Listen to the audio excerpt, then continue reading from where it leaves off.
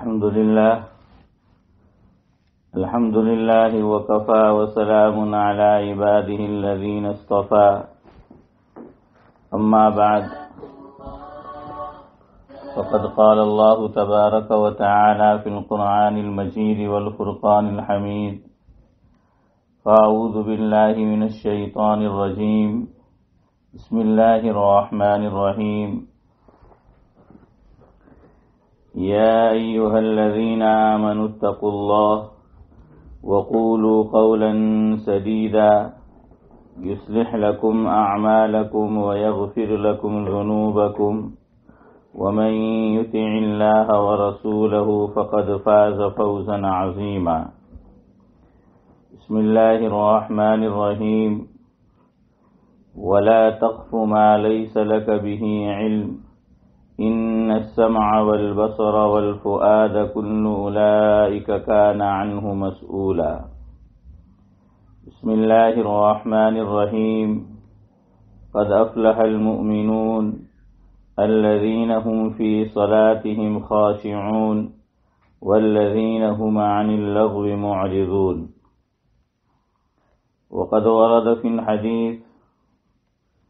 عن عبد الله بن عمرو رضي الله تعالى عنه عن النبي صلى الله عليه وسلم قال المسلم من سلم المسلمون من لسانه ويده رواه البخاري وعن ابن عباس رضي الله تعالى عنه أن رسول الله صلى الله عليه وسلم قال نعمتان مغبون فيهما كثير من الناس الصحة والفراغ رواه البخاري وعن علي رضي الله تعالى عنه عن النبي صلى الله عليه وسلم قال أدبوا أولادكم على 3 خصال حب نبيكم وحب أهل بيته وقراءة القرآن او کما قال علیہ الصلاۃ والسلام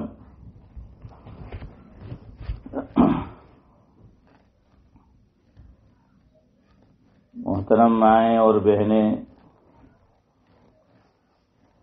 اور میرے سامنے تشریف فرما حضرت مولانا صاحب اور خالد صاحب، آج کی اس مجلس میں 3 الگ الگ باتیں اگر موقع رہا تو آپ کی خدمت میں پیش کرنی ہے۔ بات یہاں سے شروع کرتا ہوں جس میں اللہ رب العزت کے احسانات کا، انعامات کا تذکرہ ہے کہ اے خدا جب بھی تیرا آسمان دیکھتا ہوں، اے خدا جب بھی تیرا آسمان دیکھتا ہوں اس میں بسا ایک جہان دیکھتا ہوں، نہ جانے کتنے جہانوں کی سیر کرتا ہوں، نہ جانے کتنے جہانوں کی سیر کرتا ہوں، کھول کر جب بھی تیرا قرآن دیکھتا ہوں۔ کتنے احسان ہیں بندوں پہ تیرے، کتنے احسان ہیں بندوں پہ تیرے، جب بھی سورہ رحمان دیکھتا ہوں۔ تو کہتا ہے کہ ہوں میں رگے جاں سے بھی قریب، تو کہتا ہے کہ ہوں میں رگے جاں سے بھی قریب، پھر کیوں پریشان آج کا انسان دیکھتا ہوں۔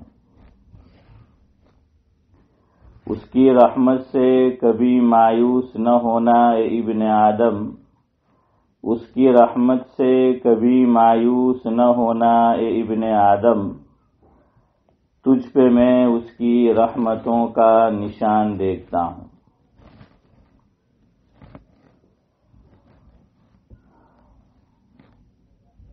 دنیا میں آنے کا ہمارا مقصد یہ ہے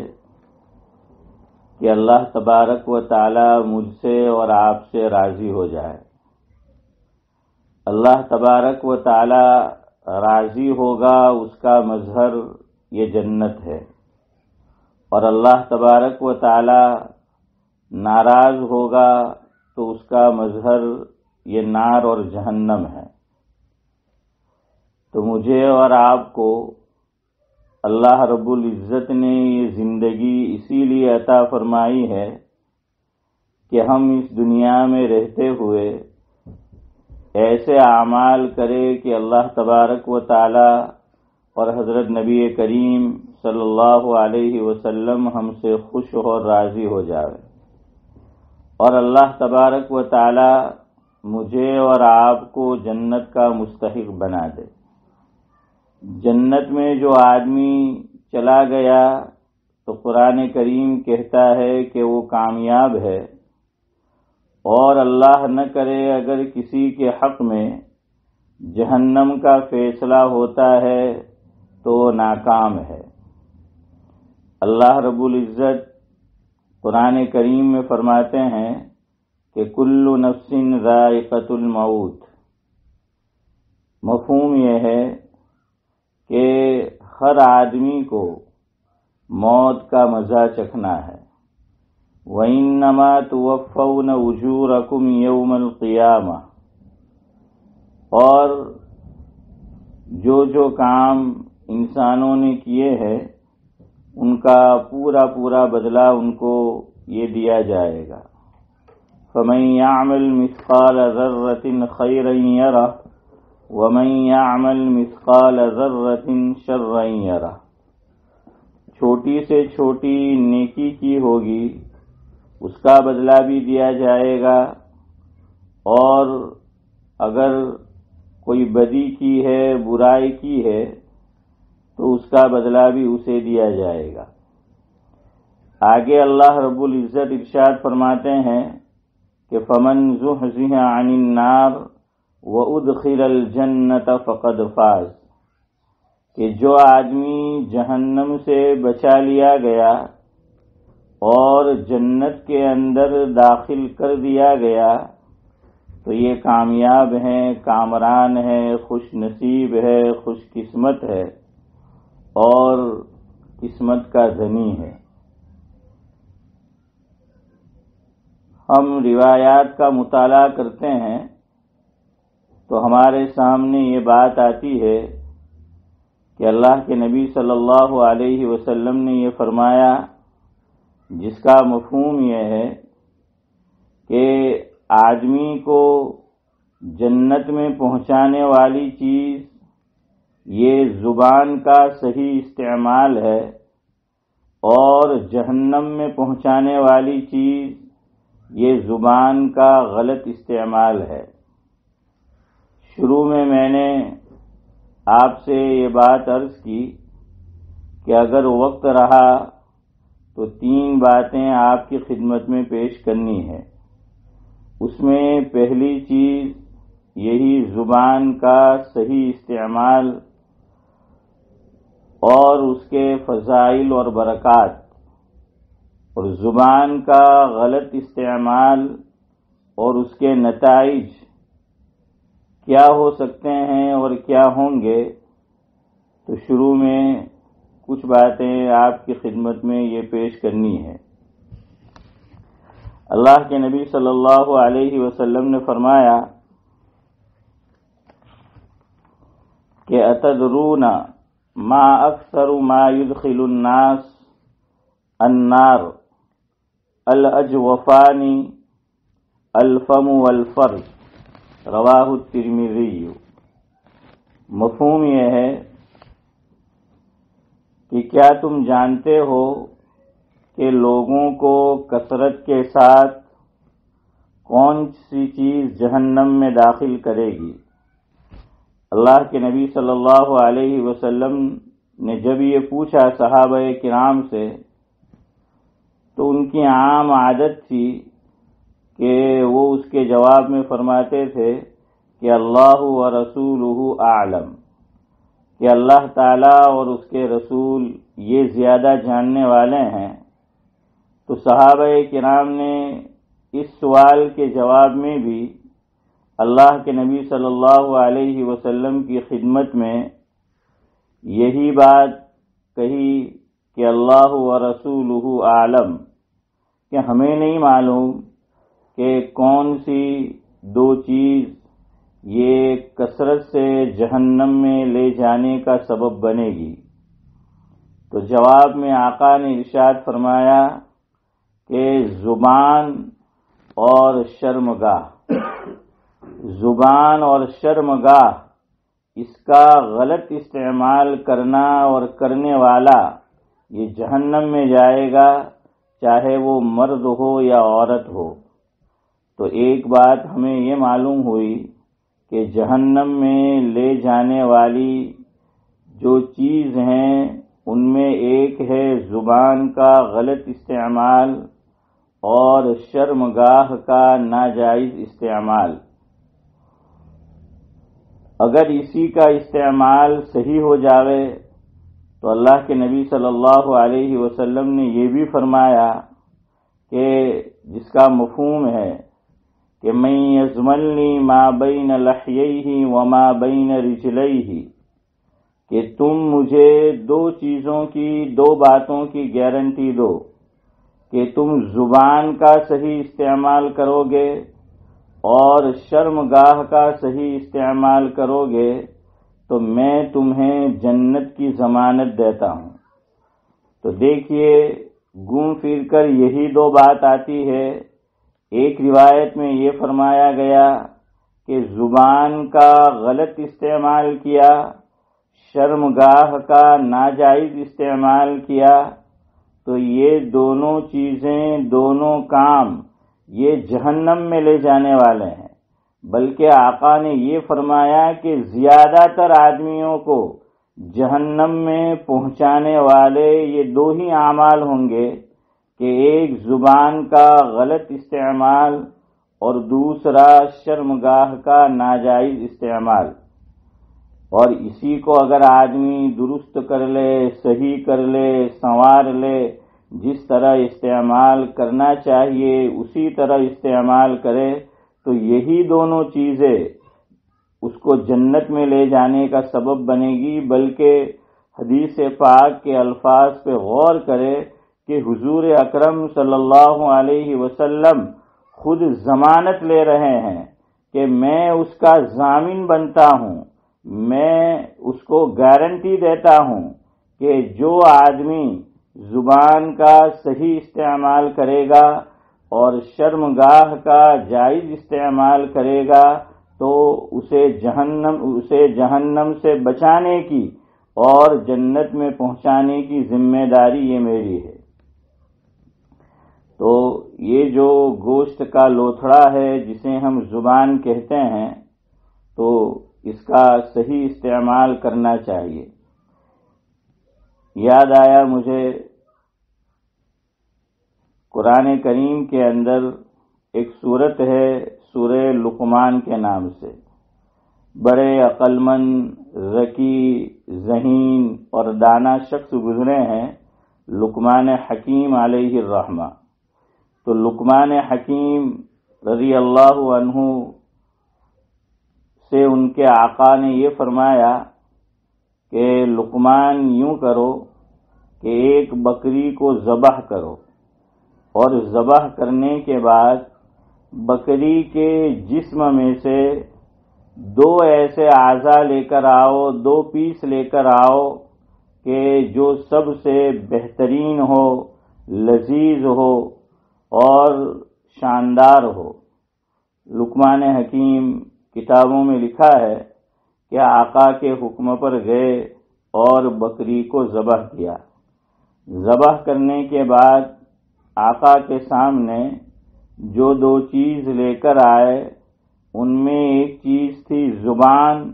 اور دوسری چیز تھی دل، اور آقا کی خدمت میں پیش کر دیا۔ آقا نے دیکھا کہ لقمان حکیم زبان اور دل کو لے کر آئے، پھر ان سے کہا کہ جاؤ ایک اور بکری کو ذبح کرو اور اس میں سے دو ایسے اعضاء لے کر آؤ کہ جو سب سے گھٹیا ہو، نامناسب ہو، تو وہ 2 عضو یہ کاٹ کر لے آؤ۔ تو لقمان حکیم جاتے ہیں اور بکری کو ذبح کرتے ہیں۔ ذبح کرنے کے بعد جو 2 عضو لے کر آتے ہیں تو واپس وہی چیز ہوتی ہے جو پہلی مرتبہ لے کر آئے تھے، یعنی زبان اور دل، یہ دونوں چیزیں لا کر آقا کی خدمت میں رکھ دیتے ہیں۔ اب آقا کو بڑا تعجب ہوتا ہے، وہ دیکھتا ہے کہ یہ کیا بات ہوئی، میں نے یہ کہا تم سے کہ بکری کو ذبح کرو، اور ذبح کرنے کے بعد اس کے بدن میں جو 2 سب سے قیمتی چیز ہو، قیمتی پارٹ ہو، اعلیٰ جو چیز ہو وہ لے کر آؤ، تو تم زبان کو لے کر آئے اور دل کو لے کر آئے، اور میں نے یہ کہا کہ اس سے ذرا نیچے درجے کی جو چیز ہو تو وہ تم لے کر آؤ، تو تم واپس وہی زبان اور دل کو لے کر آئے۔ مجھے یہ بات آقا نے کہا کہ سمجھ نہیں آتی۔ تو لقمان حکیم نے جواب میں یہ ارشاد فرمایا، جس کا خلاصہ یہ ہے کہ بادشاہ سلامت، بات اصل میں یہ ہے کہ اگر انسان کی زبان اور دل یہ دونوں سنور گئے، بن گئے، اس نے محنت کی اور اس کو اس نے درست کر لیا، ٹھیک کر لیا، تو زبان اور دل سے بہتر کوئی چیز نہیں ہو سکتی۔ اور اگر محنت نہیں کی اور زبان اور دل کو جو من میں آیا، جیسے آیا، اسی طرح اس کا استعمال کرتا رہا، تو فرمایا کہ یہ زبان اور دل، یہ اصل تو بتانا یہی تھا کہ بکری کے جسم سے لے کر آؤ، لیکن پوچھنا یہ چاہتے تھے کہ وہی چیز انسان کے اندر بھی ہے، تو اب انسان کا تو کہہ نہیں سکتے تھے کہ اس کو قتل کر کے لاؤ، تو اس لیے بکری کے تعلق سے فرمایا کہ شریعت نے اجازت دی ہے اس کے کھانے کی اور ذبح کرنے کی، کہ جاؤ لے کر آؤ، لیکن بادشاہ کے پوچھنے کا مقصد یہی تھا کہ انسان کی جو کم و بیش 6.5 فٹ کی جو باڈی ہے، تو اس کے اندر سب سے اعلیٰ عضو یہ 2 اگر انتخاب کرو، منتخب کرو تو کون سے ہیں؟ تو چونکہ لقمان حکیم بڑے سمجھدار تھے تو وہ سمجھ گئے، تو جواب میں انہوں نے بکری کا ذکر نہیں کیا، بلکہ یہی فرمایا کہ بادشاہ سلامت، اگر انسان کا زبان اور دل یہ دونوں درست ہو جائے، ٹھیک ہو جائے، اس سے بڑھ کر کوئی چیز نہیں ہو سکتی، اور اگر انسان کی زبان بگڑ جائے، دل خراب ہو جائے، تو یہی دنیا میں فساد کا ذریعہ بنتا ہے، دین کے فساد کا بھی ذریعہ بنتا ہے، دنیا کے فساد کا بھی ذریعہ بنتا ہے، لڑائی اور جھگڑے کا جو ہے یہ سبب بنتا ہے۔ تو یہ بادشاہ سلامت انسان کے جسم میں 2 اچھی اور قیمتی اعلیٰ کوالٹی کی اگر کوئی چیز ہے تو وہ زبان اور دل ہے، اور اگر کوئی بد سے بدتر چیز اگر انسان کے جسم میں ہے تو وہ یہی زبان اور دل ہے۔ اگر اس کو بنایا نہیں گیا، اگر اس پہ محنت نہیں کی گئی، اگر اس کو سنوارا نہیں گیا، اگر اس کو سجایا نہیں گیا، تو یہی سب سے جو ہے وہ بدترین چیز ہے۔ اسی بات کو ایک روایت میں میرے اور آپ کے آقا نے ارشاد فرمایا، جس کا مفہوم یہ ہے کہ جب تک انسان کا دل یہ ٹھیک نہیں ہو جاتا، وہاں تک وہ کامل مومن اور کامل ایمان والا نہیں ہو سکتا، اور انسان کا دل اس وقت تک ٹھیک نہیں سمجھا جائے گا اور ٹھیک نہیں ہو سکتا جب تک کہ اس کی زبان یہ ٹھیک اور صحیح نہ ہو۔ تو دیکھیے دار و مدار دل پر ہے، لیکن پتہ کیسے چلے گا کہ میرا دل بنا ہوا ہے، آپ کا دل بنا ہوا ہے؟ تو اس کے اظہار کے لیے دیکھنا پڑے گا کہ یہ آدمی اپنا زبان کا استعمال صحیح کرتا ہے یا غلط کرتا ہے، اس لیے کہ دل اور دماغ اس کی اگر کوئی چیز ترجمانی کرتی ہے تو وہ اس کی زبان ہے۔ اور علماء نے غالباً یحییٰ بن معاذ یا یحییٰ بن معین علیہ الرحمہ کا قول ہے کہ دل کی مثال یہ ایک ہنڈیا کی سی ہے اور زبان کی مثال یہ چمچے کی سی ہے، کہ جیسے ایک دیگ ہو، دیگچی ہو، اس میں جو کچھ پکایا گیا ہے، رکھا گیا ہے، تو اس کو نکالنا ہے تو چمچی کی جو ہے وہ ضرورت پڑے گی۔ تو دل آدمی کا بنا ہوا ہے یا خراب ہے یہ دیکھنا ہے تو اللہ تبارک و تعالی نے زبان کا چمچ دیا ہے، چمچہ دیا ہے، دیکھیے کہ کیا نکل رہا ہے۔ اگر صحیح طرح وہ چلتی ہے تو سمجھ جائیے کہ دیگ پک چکی ہے اور اس کا ذائقہ بالکل لذیذ ہے، اس کا ٹیسٹ جو ہے وہ بالکل صحیح ہے۔ اور اگر زبان کا کسی کا غلط استعمال ہے تو آپ سمجھ جائیے کہ دیگ جو ہے اس میں جو کچھ پکایا گیا، جو کچھ موجود ہے وہ سڑ چکا ہے، خراب ہو چکا ہے، جیسا ہونا چاہیے وہ چیز ویسی نہیں ہے۔ بہرحال تو زبان کا غلط استعمال میں اور آپ اس کو معمولی چیز سمجھتے ہیں کہ بھئی کیا ہو گیا، کہ جو آیا ہم نے کہہ دیا، جو آیا زبان سے جو ہے وہ میں نے اور آپ نے بک دیا۔ لیکن اگر میں اور آپ شریعت مطہرہ نے جو تعلیمات زبان کے تعلق سے مجھے اور آپ کو دی ہیں تو ہم حیران ہو جائیں گے کہ روایتوں کا ایک ڈھیر موجود ہے، اتنی کثرت سے جو ہے وہ روایات موجود ہے کہ آدمی حیران ہو جاتا ہے کہ اللہ کے نبی صلی اللہ علیہ وسلم نے زبان کے تعلق سے کیا کچھ ارشاد فرمایا ہے۔ لیکن جو چیز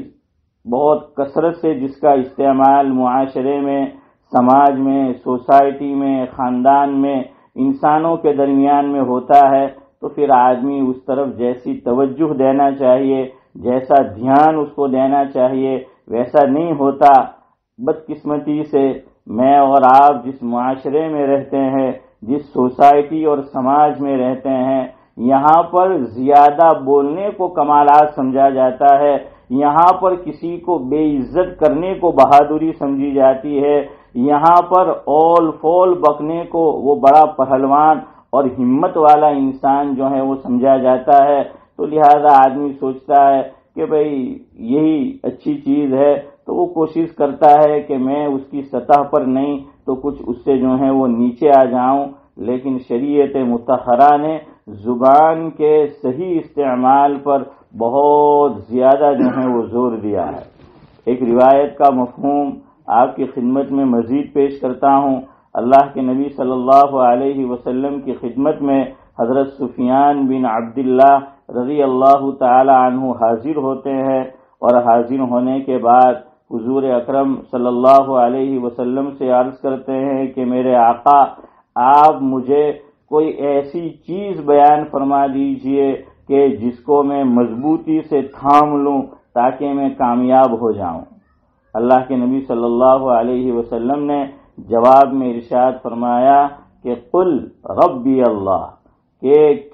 کہ میرا رب اللہ ہے، یعنی ایمان لانے کے بعد اس کے اوپر تو جم جا، یہ سب سے بہتر چیز ہے، کامیابی دلانے والی چیز ہے۔ آگے حضرت سفیان بن عبداللہ رضی اللہ عنہ یہ عرض کرتے ہیں کہ اللہ کے نبی صلی اللہ علیہ وسلم اب آپ مجھے یہ بھی بتائیے کہ سب سے مہلک چیز، ہلاک کرنے والی چیز، خطرناک چیز یہ کون سی ہے کہ جس سے میں بچ کر رہوں؟ تو اللہ کے نبی صلی اللہ علیہ وسلم نے قربان جائیے آقا پر کہ صرف زبان سے ارشاد نہیں فرمایا بلکہ پریکٹیکلی اور باقاعدہ اللہ کے نبی صلی اللہ علیہ وسلم نے اس کو بتایا۔ اور روایت میں آتا ہے کہ حضرت نبی کریم صلی اللہ علیہ وسلم نے اپنی زبان مبارک کو باہر نکالا، باہر نکالنے کے بعد اس کو پکڑا، دست مبارک میں لیا اور فرمایا ثم قال ھذا، کہ اے سفیان، انسان کو ہلاکت میں ڈالنے والی چیز، مہلک چیز، ڈینجر چیز، سب سے خطرناک چیز اگر اس کے بدن کے اندر کوئی ہے تو وہ یہ زبان ہے۔ اور ایک روایت میں اللہ کے نبی صلی اللہ علیہ وسلم نے یہ فرمایا جس کا مفہوم یہ ہے کہ جب حضرت عقبہ بن عامر رضی اللہ تعالی عنہ حضور اکرم صلی اللہ علیہ وسلم کی خدمت میں یہ عرض کرتے ہیں کہ اللہ کے نبی صلی اللہ علیہ وسلم من نجا، مجھے آپ یہ بتا دیجئے کہ نجات دینے والی، دلانے والی یہ چیز کون سی ہے؟ تو جواب میں آقا فرماتے ہیں املک علیک لسانک، کہ تو اپنی زبان کو قابو میں رکھ۔ تو 3 باتیں روایت میں ذکر فرمائی، جس میں پہلی بات یہ تھی کہ اپنی زبان کو قابو میں رکھو تو تم کامیاب ہو جاؤ گے، نجات جو ہے وہ تم پاؤ گے۔ تو بہرحال مجھے اور آپ کو زبان کا صحیح استعمال کرنا ہے۔ سب سے زیادہ میں اس کا پہلے محتاج ہوں کہ اللہ تبارک و تعالی مجھے بھی زبان کا صحیح استعمال کرنے کی توفیق نصیب فرمائے، اور اس کے بعد ہم تمام سامعین کو شریعت مطہرہ کے دائرے میں رہتے ہوئے اپنی زبان کا استعمال کرنے کی یہ توفیق نصیب فرمائے۔ دیکھیے زبان کتنی خطرناک چیز ہے۔ میں نے جو شروع میں روایت پڑھی اس میں اللہ کے نبی صلی اللہ علیہ وسلم نے ارشاد فرمایا کہ المسلم من سلم المسلمون من لسانہ ویدہ، او کما قال علیہ الصلاۃ والسلام، کہ کامل مسلمان وہ ہے، کامل مومن وہ ہے کہ جس کے ہاتھ، جس کی زبان اور ہاتھ سے دوسرے مسلمان یہ محفوظ رہے۔ اب یہاں پر علماء نے اس پر بحث کی ہے، جیسے قرآن کریم کے اندر بھی مفسرین نے بحث کی ہے کہ اللہ تبارک و تعالی نے اگر کسی بات کو پہلے ذکر فرمایا اور دوسری چیز کو بعد میں جو ہے وہ ذکر فرمایا تو اس کی کوئی نہ کوئی وجہ ہوا کرتی ہے، کوئی ریزن ہوا کرتا ہے کہ اس بات کو پہلے کیوں ذکر کیا اور دوسری بات کو دوسرے نمبر پر اس کے بعد کیوں ذکر کیا۔ تو یہاں پر محدثین نے بحث کی کہ اللہ کے نبی صلی اللہ علیہ وسلم نے فرمایا المسلم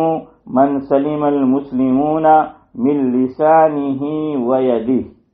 تو زبان کے ذکر کو ہاتھ کے ذکر پر مقدم کیا ہے، پہلے بیان کیا ہے۔ تو کوئی نہ کوئی وجہ ہوگی، ریزن ہوگا، ورنہ حضور ہاتھ کے ذکر کو پہلے بیان فرماتے اور زبان کے ذکر کو بعد میں بیان فرماتے، لیکن ایسا نہیں ہوا، بلکہ زبان کے ذکر کو ہاتھ کے ذکر پر مقدم کیا۔ اللہ اکبر، قربان جائیے علماء کرام کی محنتوں پر۔ اللہ تبارک و تعالی تمام ہی علماء کو جن کے واسطے سے مجھ تک اور آپ تک یہ دینی علوم کا ذخیرہ پہنچا ہے، اللہ تبارک و تعالی اپنی شایان شان اور اخروی طور پر انہیں بہترین بدلہ نصیب فرمائے۔ کیا فرمایا کہ دیکھیے ہاتھ سے نقصان آدمی زندہ آدمی کو پہنچا سکتا ہے، مردہ آدمی کو نہیں پہنچا سکتا، اور ہاتھ سے آدمی نقصان جو حاضر ہیں، سامنے ہیں، اس کو پہنچا سکتا ہے، جو غائب ہے، غیر موجود ہے، اس کو نقصان نہیں پہنچا سکتا۔ ہاتھ سے آدمی اپنے آپ کو سامنے والے کے مقابلے میں طاقتور گردانتا ہے، شکتیمان سمجھتا ہے، قوت والا سمجھتا ہے، اسٹرانگ خیال کرتا ہے، تبھی آدمی سامنے والے سے لڑتا ہے، ورنہ وہ اپنا راستہ جو ہے وہ پکڑ لیتا ہے کہ بھئی خواہ اس سے الجھنے کی ضرورت نہیں ہے، اگر فائٹنگ ہو گئی، لڑائی جھگڑا ہو گیا اور اس کی وجہ سے مجھے ہی جو ہے پھر نقصان پہنچے گا۔ یہ تو ہاتھ کا معاملہ ہے، لیکن زبان کا معاملہ اس سے الگ ہے کہ آدمی زبان سے زندوں کو بھی تکلیف پہنچا سکتا ہے اور مردوں کو بھی تکلیف پہنچاتا ہے۔ ایک آدمی انتقال کر چکا ہے، کئی سال ہو گئے، لیکن اس کا ذکر وہ کرے گا تو برائی سے کرتا ہے، اس میں یہ خامی تھی، یہ خرابی تھی، وہ ایسا تھا، ویسا تھا، یوں ہے، وہ ہے۔ تو دیکھیے اس نے اپنی زبان سے زندوں کو نہیں بلکہ مردوں کو، اور زندے کو نہیں بلکہ مردے کو اس نے تکلیف پہنچائی۔ تو زبان اس پر قادر ہے کہ وہ مرنے والے کو بھی تکلیف پہنچا سکتی ہے۔ دوسرے نمبر پر زبان حاضر کو بھی تکلیف پہنچا سکتی ہے کہ جو آدمی سامنے ہے اور غائب کو بھی تکلیف پہنچا سکتی ہیں کہ جو سامنے نہیں ہے، کہیں اور بیٹھا ہوا ہے، کسی اور ملک میں ہے، کسی اور جگہ پر ہے، لیکن وہ اس کا نیگیٹو تذکرہ کرتا ہے، برائی سے جو ہے وہ تذکرہ کرتا ہے، تو دیکھیے یہی زبان سے اس نے جو دور بیٹھا ہے، جو غائب ہے، جو سامنے نہیں ہے، اسے بھی اس نے تکلیف پہنچا دی۔ اسی طرح یہ جو بد زبانی کرنے والا ہے اور کر رہا ہے، یہ آدمی کمزور ہے، اور جس کی وہ برائی کرنا چاہتا ہے وہ طاقتور ہے، لیکن پھر بھی وہ زبان سے جو ہے وہ بول دیتا ہے، اس کی برائی وہ کر دیتا ہے۔ تو یہ ریزن ہے کہ جس کی وجہ سے اللہ کے نبی صلی اللہ علیہ وسلم نے یہ فرمایا کہ شروع میں پہلے نمبر پر کہ کامل مسلمان وہ ہے کہ جس کی زبان سے دوسرے مسلمان یہ محفوظ رہے۔ اور ہمارے بڑے بوڑھے کہا کرتے تھے، جس کا مفہوم یہ ہے کہ مارنے والے کا ہاتھ پکڑا جا سکتا ہے لیکن بولنے والے کی زبان یہ نہیں پکڑی جا سکتی۔ تو بہرحال زبان کا صحیح استعمال کرنا یہ بہت ضروری ہے، ورنہ یہی معمولی چیز جسے ہم معمولی سمجھ رہے ہیں، اللہ نہ کرے ہمارے لیے گھاٹے کا سودا ثابت ہو سکتی ہے، اور جیسے حضرت نبی کریم صلی اللہ علیہ وسلم نے ارشاد فرمایا کہ جہنم میں لے جانے کا یہ سبب بھی بن سکتی ہے۔ اب زبان کو کنٹرول کیسے کریں؟ ہم نہ بولنے کی چیز نہ بولیں، بولنے کی چیز ہی پر ہم اکتفا کریں، تو قربان جائیے حضرت نبی کریم صلی اللہ علیہ وسلم کی تعلیمات پر صرف مجھے اور آپ کو یہ نہیں بتا دیا کہ یہ کرو وہ نہ کرو، بلکہ بچنے کا طریقہ بھی بتایا کہ اپنی زبان کو صحیح استعمال کیسے کرنا ہے، غلط استعمال سے اس کو کیسے بچانا ہے۔ تو اللہ کے نبی صلی اللہ علیہ وسلم نے بڑی پیاری تعلیم اس اعتبار سے مجھے اور آپ کو دی، وہ یوں ہیں الگ الگ انداز سے اس بات کو اللہ کے نبی صلی اللہ علیہ وسلم نے بیان فرمایا ہے۔ ایک روایت میں فرمایا، من کان یؤمن باللہ والیوم الآخر فلیقل خیرا او لیصمت او کما قال علیہ الصلاۃ والسلام، کہ جو آدمی اللہ تعالی پر اور آخرت کے دین پر ایمان رکھتا ہے، یقین رکھتا ہے، اور کون رکھتا ہے؟ وہ مسلمان ہی ہے، مومن ہی ہے، کہ جو اللہ پر اور آخرت کے دین کے اوپر یقین رکھتا ہے، حضور اکرم صلی اللہ علیہ وسلم کو نبی نہیں بلکہ آخری نبی جو ہیں وہ گردانتا ہے اور سمجھتا ہے۔ تو فرمایا کہ اب یہاں علماء نے ایک بحث یہ بھی کی ہے کہ حضور ڈائریکٹ بھی یوں فرما سکتے تھے کہ فلیقل خیرا او لیصمت، کہ اسے چاہیے کہ بھلائی کی بات کہے یا پھر خاموش رہے، لیکن اس سے پہلے یہ جملے آقا نے کیوں ارشاد فرمایا کہ من کان یؤمن باللہ والیوم الآخر۔ تو علماء نے یہ لکھا کہ اصل میں بتانا یہ ہے، یہ جملے ارشاد فرما کر کہ یہ کام مومنین کے کرنے کا ہے، کہ یہ کام مومنین کرتے ہیں کہ اپنی زبان کو خیر کی باتوں میں جو ہے وہ استعمال کرتے ہیں، ورنہ وہ خاموش رہتے ہیں۔ اب مصیبت یہ ہے کہ میری اور آپ کی زبان ان لمیٹڈ چلتی ہے، تو اب کسی کو کہو کہ بھائی خاموش رہو تو اسے یہ بات ایک اجنبی سی معلوم ہوتی ہے کہ کیا کہا جا رہا ہے۔ یہ دور تو بولنے کا دور ہے، آدمی جو ہے پورا دن بولتا رہتا ہے، بلکہ بازا تو نیند میں بھی بولتے ہیں کہ وہاں بھی جو ہے ان سے خاموش نہیں رہا جاتا۔ تو اب وہاں یہ کہو کہ بھئی خاموش رہو تو یہ بڑی اجنبی سی جو ہے وہ بات معلوم ہوتی ہے، لیکن میرا اور آپ کا ایمان ہے کہ حضور صلی اللہ علیہ وسلم نے جو کچھ بیان فرمایا وہ 100% صحیح ہے، اور اگر اس پہ میں نے اور آپ نے عمل کیا اور ہم عمل میں لائے تو آدمی کامیاب ہے۔ تو اب اس کے لیے یہ پریکٹس کرنی ہے، یہ چیز میرا بیان سن کر، میری بات سن کر، یا میں نے کہہ دیا تو میرے اندر فوراً آ جائے، آپ کے اندر آ جائے، اللہ قادر ہے، ایسا ہو بھی سکتا ہے، لیکن بہرحال محنت کرنی پڑتی ہے، پریکٹس جو ہے وہ کرنی پڑتی ہے۔ تو آج سے اس مجلس سے اٹھنے سے پہلے میں سب سے پہلے نیت کروں، آپ بھی نیت کریں کہ انشاءاللہ آج سے زبان کا استعمال صحیح کرنا ہے، جب بولیں گے خیر کی بات بولیں گے، ورنہ جو ہے اپنی زبان کے اوپر تالا لگا کر رکھیں گے۔ شاعر نے کتنی اچھی بات جو ہے وہ کہی ہے کہ لب خاموش کا سارے جہاں میں بول بالا ہے،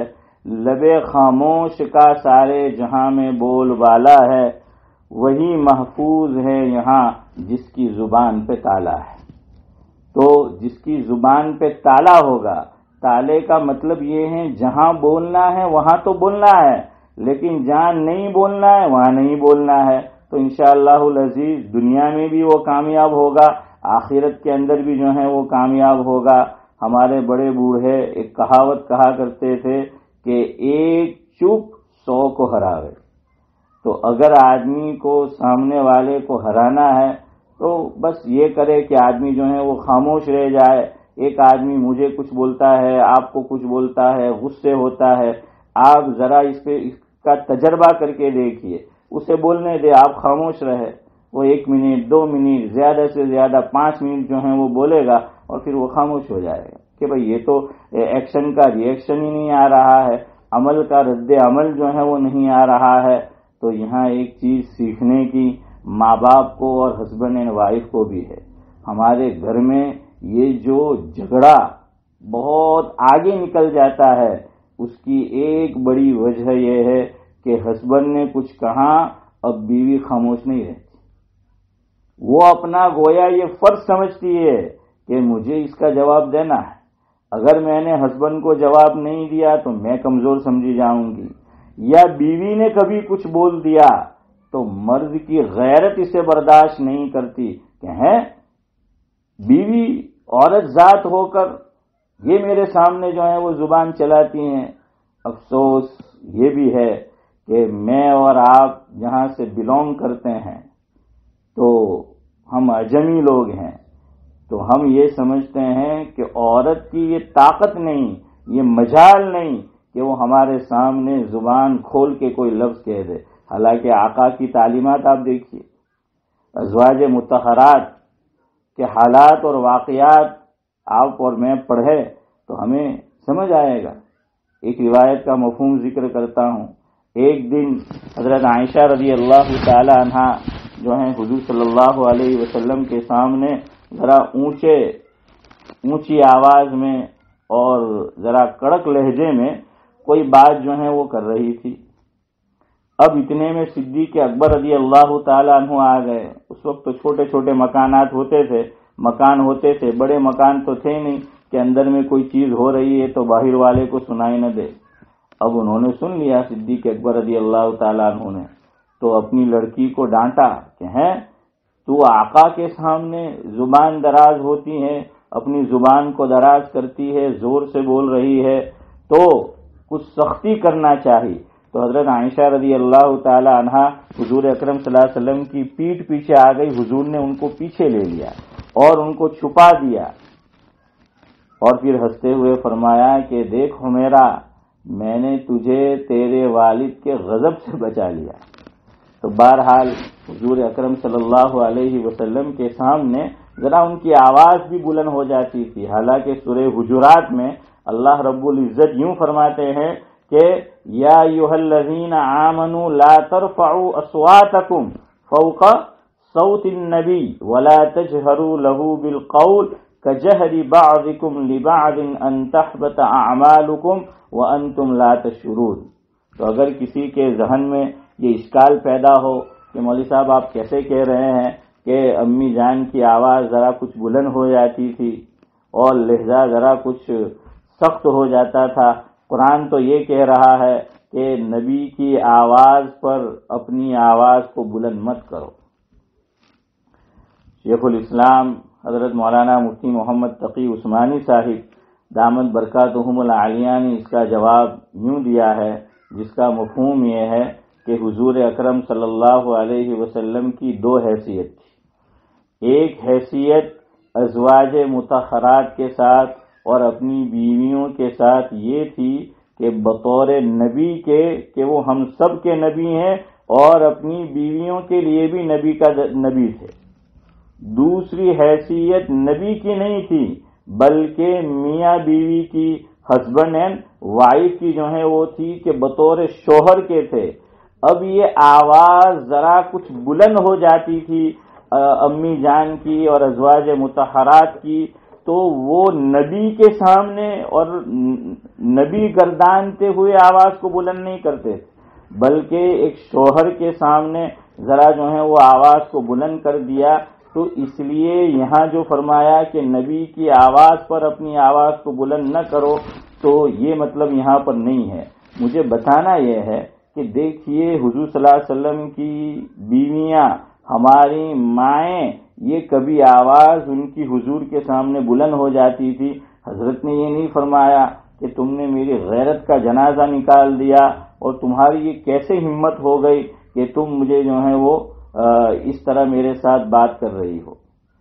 علماء نے لکھا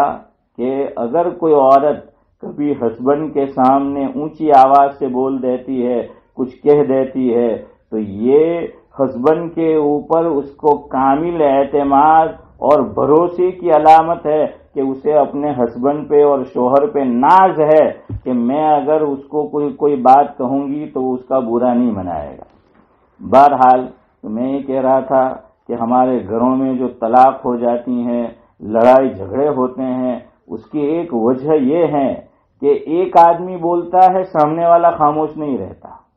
ہمارے حضرت مولانا ابرار احمد صاحب دھلیوی رحمۃ اللہ علیہ فرماتے تھے کہ کچھ بات شروع ہوتی ہے، اس نے کچھ کہا، اس نے کچھ کہا، اور کچھ ہو کر بہت کچھ، اور بہت کچھ کے بعد پھر سب کچھ ہو جاتا ہے کہ پھر گھر بھی جو ہے وہ ٹوٹ جاتا ہے. تو کبھی شوہر کوئی بات کہہ دے تو بیوی کو چاہیے کہ وہ سن لے، کبھی بیوی نے کوئی بات کہہ دی تو شوہر کو چاہیے کہ وہ سن لے اور اس بات کو اتنا نہ بڑھائے، رائے کا پہاڑ نہ بنائے. اسی طرح ماں باپ کے سامنے کبھی بچوں نے جو ہے وہ کوئی بات کہہ دی، اور یہ یاد رکھے خاص طور سے جو ماں باپ انڈیا پاکستان سے آئے ہیں کہ ہمارا بچپن الگ تھا، ہم نے جو دور گزارا وہ الگ تھا کہ وہاں اولاد ماں باپ کے سامنے بولنا تو دور رہا، ان کے سامنے بھی بیٹھ نہیں سکتی بلا ضرورت کے. تو بہرحال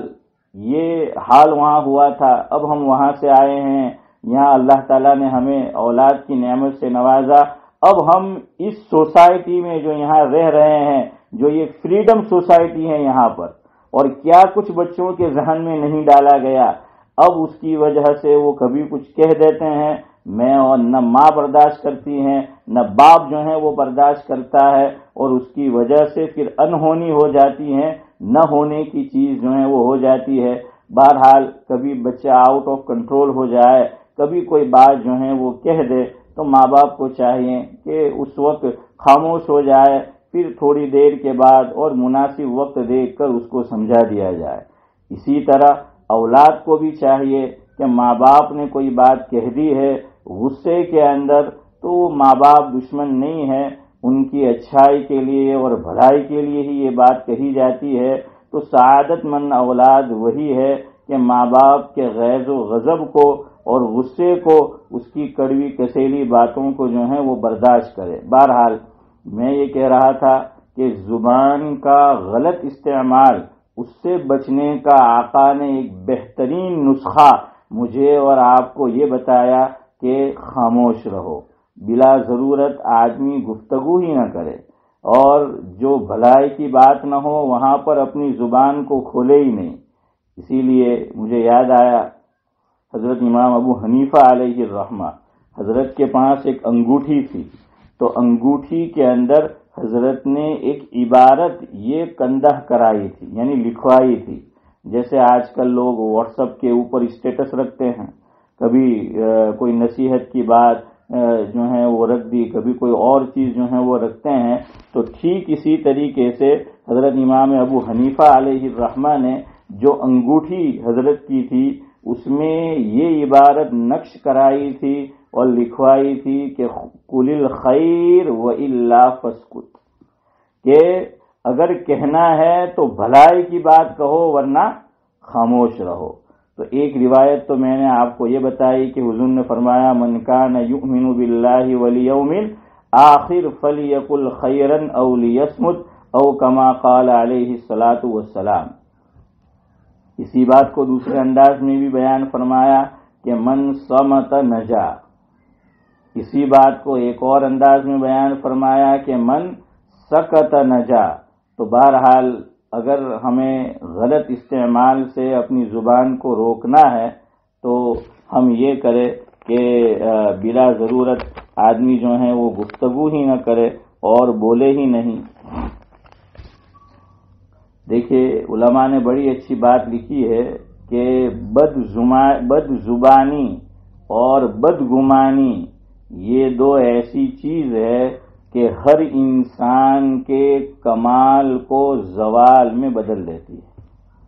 تو انسان کے کمال کو زوال میں جو ہے بدلنے والی اگر کوئی چیز ہے تو نمبر 1 بد زبانی اور نمبر 2 بدگمانی۔ تو اللہ تبارک و تعالی مجھے اور آپ کو ان دونوں جو ہیں وہ باتوں سے بچائے، ہماری حفاظت کرے کہ نہ ہم بدگمانی جو ہے وہ کسی کے تعلق سے کرے اور نہ بد زبانی کرے۔ آخری بات اس موضوع کے اس بات کے تعلق سے پھر جو ہے میں اشارہ کر دیتا ہوں، دوسری بات جو عرض کرنی تھی تو اس تعلق سے وقت نہیں ہے، انشاءاللہ پھر کبھی موقع جو ہے وہ رہا تو یہ جو 3 باتیں آج کی مجلس میں آپ کے سامنے عرض کرنی تھی وہ کہیں گے انشاءاللہ العزیز۔ تو علماء نے لکھا ہے کہ انسان کے بدن میں زبان اور دل یہ 2 ایسی چیزیں ہیں کہ اس کے اندر ہڈی نہیں ہے، ورنہ آپ دیکھیے انسان کا جسم ہڈیوں سے پور ہے، لیکن زبان میں اللہ تعالیٰ نے ہڈی نہیں رکھی اور دل کے اندر جو ہے وہ ہڈی نہیں رکھی۔ کیوں نہیں رکھی؟ اللہ رب العزت یہی چاہتے ہیں کہ زبان کو نرم رکھے، میٹھی گفتگو کرے، نرم گفتگو کرے، دل کو جو ہے وہ نرم رکھے کہ کوئی آدمی مجھ سے اور آپ سے معافی کا طلبگار ہے، معافی مانگے تو دل نرم ہوگا تو آدمی معاف کرے گا۔ سامنے والا کسی تکلیف میں ہے اس کو دیکھ کر رحم اسی وقت آئے گا، امداد کا اور مدد کا ہیلپ کا جذبہ اسی وقت پیدا ہوگا جبکہ اس کا دل کیا ہوگا؟ وہ نرم ہوگا۔ اس لیے اللہ رب العزت نے اس کے اندر ہڈی نہیں رکھی۔ میں بھی اور آپ بھی اپنی زبان کو بھی نرم رکھے جو اللہ چاہتا ہے، اور اپنے دل کو بھی جو ہے وہ نرم رکھے کہ یہ بھی اللہ تبارک و تعالیٰ کی چاہت ہے کہ یہ دونوں چیزیں آدمی بغیر ہڈی کے بنائی ہیں تو اس کو نرم رکھے۔ شاعر نے اسی بات کو کہا ہے کہ خدا کو ناپسند تھی سختی زبان میں، خدا کو ناپسند تھی سختی زبان میں، اس لیے پیدا نہ کی ہڈی زبان میں۔ بہرحال اب میرے پاس وقت نہیں ہے اشارے کی زبان میں کہ جو 2 باتیں مجھے مزید عرض کرنی تھی وہ تھا سوشل میڈیا کا استعمال، کہ اس کے اندر جو ہے یہ بھی دیکھیے مباح ہے، اس کا حال بالکل بندوق کی طرح ہے اور چھری کی طرح ہے، نائف کی طرح ہے کہ آدمی چاہے تو گلا بھی کاٹ سکتا ہے کس کا، اور چاہے تو وہ سبزیاں وغیرہ اور جو بھی کام کی چیز جس مقصد کے لیے چھری کو بنایا گیا تو وہی کام اس سے لے سکتا ہے، اور بندوق سے آدمی اپنی حفاظت بھی جو ہے وہ کر سکتا ہے، شکار بھی جو ہے شریعت نے جس کی اجازت دی وہ کر سکتا ہے، اور سامنے والے کی جان بھی لے سکتا ہے۔ تو ایک تو سوشل میڈیا کا استعمال کیسے کرنا ہے تو یہ بات آپ کی خدمت میں رکھنی تھی۔ تیسرا، بچے جو ہمارے ہیں کون سی عمر سے ان کو مکتب میں بھیجے، اور اس تعلق سے بھی کچھ باتیں وہ عرض کرنی تھی، پھر انشاءاللہ کسی اور موقع پر، لیکن صرف ایک بات کہہ کر میں اپنی گفتگو ختم کرتا ہوں کہ سوشل میڈیا کا استعمال اب مرد بھی کرتا ہے عورت بھی کرتی ہے، لیکن قرآن کریم اور حضور کی تعلیم کو ہم سامنے رکھے تو انشاءاللہ ہم صحیح استعمال کر سکیں گے، غلط استعمال سے بچ سکیں گے۔ وہ کیا ہے؟ قرآن کریم نے ایک مقام پر ارشاد فرمایا 18ویں پارے میں وَالَّذِينَ هُمْ عَنِ اللَّغْوِ مُعْرِضُونَ، کہ قد افلح المومنون کہ کامیاب مومنین کون ہے، تو چند صفات بتائی ہے. اس میں فرمایا کہ والذین هم عن اللغو معرضون، اور ایک اور مقام پر فرمایا کہ عباد الرحمن کون ہے، اللہ تعالیٰ کے نیک بندے کون ہے، فرمایا کہ وَإِذَا مَرُّوا بِاللَّغْوِ مَرُّوا كِرَامًا. اور ترمذی شریف کی روایت ہے، آقا نے ارشاد فرمایا کہ من حسن اسلام المرء ترکہ ما لا یعنی. تمام کا مفہوم یہ ہے، دیکھیے 3 قسم کے کام ہوتے ہیں. ایک جس میں دنیا کا فائدہ ہے، دوسرا جس میں دین کا فائدہ ہے، تیسرا جس میں نہ دنیا کا فائدہ نہ دین کا فائدہ. جس میں دین کا فائدہ ہے شوق سے اس کو کرنا ہے، بلکہ کرنا ہی ہے. جس میں دنیا کا فائدہ یعنی شریعت جس کی اجازت دیتی ہے ایسا دنیا کا فائدہ، تو بہرحال آدمی وہ کام بھی کرے. اور لغو کام یہ ہے کہ جس میں نہ دین کا فائدہ ہے نہ دنیا کا فائدہ ہے. سوشل میڈیا کے اندر آدمی ٹک ٹاک دیکھتا رہتا ہے، کوئی فائدہ نہیں ہے. اس سے ہماری ماں بہنوں میں، نوجوانوں میں بے حیائی پھیل رہی ہے، بے شرمی عام ہو رہی ہے. اب ہماری لڑکیاں دیندار گھرانے میں پردے کو معیوب سمجھ رہی ہے، پردہ کرنا نہیں چاہتی. کیوں؟ ٹک ٹاک کے اندر دیکھتا ہے آدمی، جس چیز کو دیکھتا رہتا ہے تو پھر وہ چیز اس کو اچھی لگنے لگتی ہے، ذہن پہ سوار ہو جاتی ہیں. تو آج یہ بے پردگی جو عام ہو رہی ہے، ہماری لڑکیاں، ہماری بہنیں وہ پردہ جو ہے وہ کرنا نہیں چاہتی. اس کی ایک وجہ یہ بھی ہے کہ سوشل میڈیا کا اور یہ جتنے پلیٹ فارم ہے اس کا غلط استعمال. اسی طریقے سے چیٹنگ کرنا کہ اب مرد بھی کرتا ہے، اللہ بچائے بعض مرتبہ عورتیں بھی، اور نکاح کے بندھن میں ہیں، اور اس سے پھر ناجائز تعلقات جنم لیتے ہیں، اور کئی گھرانے اس کی زد میں آ کر تباہ ہو چکے ہیں. اسی طرح فرینڈ ریکویسٹ بھیجنا FB کے اوپر اور دوسرے جتنے ذرائع ہیں، یاد رکھیے کہ جیسے اجنبی مرد کو ہم اس سے پردہ کرنا ہے، بلا ضرورت بات نہیں کرنی ہے، کوئی عورت، کوئی لڑکی فرینڈ ریکویسٹ نہیں بھیج سکتی ازروع شرع کسی مرد کو کہ جو اس کا محرم نہ ہو. اسی طرح اس کا جو ہے وہ الٹا معاملہ ہے. اسی طرح ہنسی کے، جوک کے یہ ویڈیوز جو ہیں وہ دیکھنا، یہ سب کیا ہے؟ اس میں نہ دین کا فائدہ ہے اور نہ دنیا کا جو ہے وہ فائدہ ہے. بہرحال اس میں وقت کا بھی ضیاع ہے، اور مومن جو ہے اپنے وقت کو برباد نہیں کرتا، لغو چیزوں سے، لغو باتوں سے جو ہے وہ اعراض کرتا ہے. انشاءاللہ جیسا میں نے کہا کبھی موقع رہا تو اس اعتبار سے کہ سوشل میڈیا کا استعمال کیسے کرنا ہے، انشاءاللہ اس پر تفصیلی جو ہے وہ گفتگو کریں گے. ابن قیم علیہ الرحمہ کی بات پر آج کی اپنی گفتگو میں ختم کرتا ہوں. ابن قیم نے بڑی پیاری بات لکھی ہے کہ مفہوم ہے جو آدمی وقت کا ضیاع کرتا ہے تو یہ موت سے بھی بدتر ہے، کہ اس نے اپنے وقت کی ویلیو کو نہیں سمجھا، صحیح طرح استعمال نہیں کیا، موت سے بھی بدتر ہے. فرمایا کیسے؟ فرمایا موت آئی، آدمی دنیا سے چلا گیا، اس میں یہ ہوا کہ اس کی دنیا چھوٹ گئی اور اس کے گھر والے اس سے جو ہیں وہ چھوٹ گئے. لیکن جو آدمی زندہ ہے اور وقت کا صحیح استعمال نہیں کرتا، وہ وقت کو جو ہے وہ برباد کرتا ہے، فرمایا اس کا دین بھی برباد ہوتا ہے اور اس کی دنیا بھی جو ہے وہ برباد ہوتی ہے. تو یہ وقت کا ضیاع موت سے بھی زیادہ جو ہے وہ سنگین ہے. اللہ تبارک و تعالی جو کچھ کہا سنا گیا، سب سے زیادہ میں عمل کا پہلے محتاج ہوں. قابل عمل باتوں پر اللہ رب العزت مجھے جو ہے وہ عمل کرنے کی توفیق نصیب فرمائے، اور آپ تمام سامعین کو بھی اس پر جو ہے وہ عمل کرنے کی توفیق نصیب فرمائے. دوران گفتگو میری زبان سے کوئی نامناسب کلمہ، کوئی بات نکل گئی ہو تو میں آپ سے جو ہے وہ معافی چاہتا ہوں. اور ہمارے حضرت مولانا عبداللہ صاحب دامت برکاتہم العالیہ اور خالد صاحب، ان کا بھی میں شکر گزار ہوں کہ ان کے واسطے سے مجھے جو ہے کچھ دینی باتیں کہنے کا اور آپ کو سننے کا موقع ملا. وآخر دعوانا ان الحمدللہ رب العالمین. سبحان اللہ وبحمدہ، سبحانک اللہم وبحمدک، نشہد ان لا الہ الا انت، نستغفرک ونتوب الیک. سبحان ربک رب العزت عما یصفون وسلام علی المرسلین والحمد للہ.